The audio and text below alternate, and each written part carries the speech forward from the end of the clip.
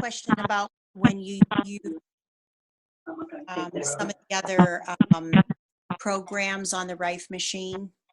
And say, for example, I was trying to find something for the plantar fasciitis on my foot, and I really couldn't find that in the programs, but I used one for tendonitis. And my question is if I have the tube, if the tube is the only, the Tesla tube is the only thing I have, do I place that right on the foot? Or if I was doing something for sinuses, would you place that closer to your sinuses or your head area? Does the tube need to be closer to the area that you're trying to affect? Good question. All right, I'm going to mute everybody and I'll answer that.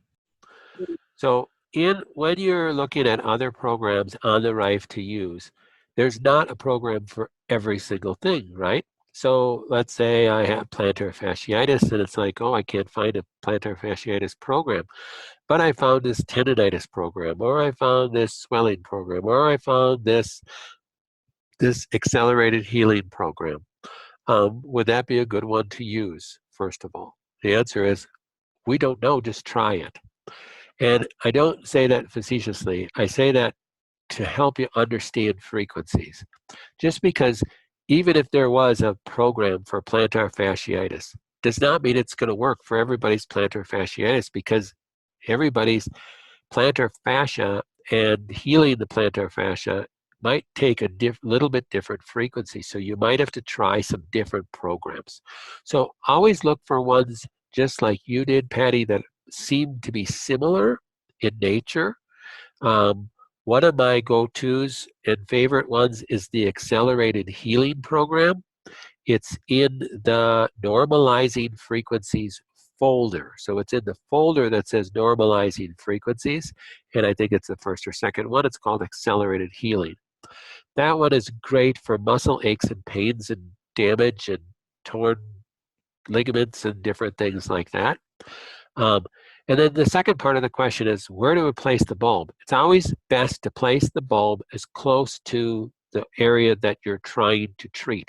That's why it's like, okay, if I have prostate cancer, where should I place the bulb? Well, put it next to you. Yeah, it'd be good to hug it right down by your prostate. If I have breast cancer, should I put the bulb right over my breasts? Well, that would be best as long as it's not shining in your eyes and keeping you awake. So you have a balance there. But then if I'm running a program during the day for a specific body part, then yes, you're better off having the bulb close to that body part. Somebody's chatting me here, but you're going to have better results the closer it is to that body part. Yeah, if I had plantar fasciitis program and I was holding the bulb in my hand, would I still have some benefit? Yes, but you're going to have better benefit close to the body part. Second part of that question that you didn't really ask was, is the hammer tube the best bulb for everything?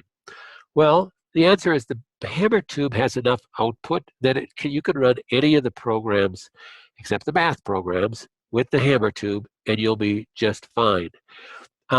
However, if you're going to be concentrated on a specific thing, then there are some other bulbs that can be beneficial. And you can look on Rife's website, or you can contact us, or ask the question on Facebook, which would be a really good question for everybody to hear, is where would you use different bulbs? And maybe I'll put together a little thing for you too.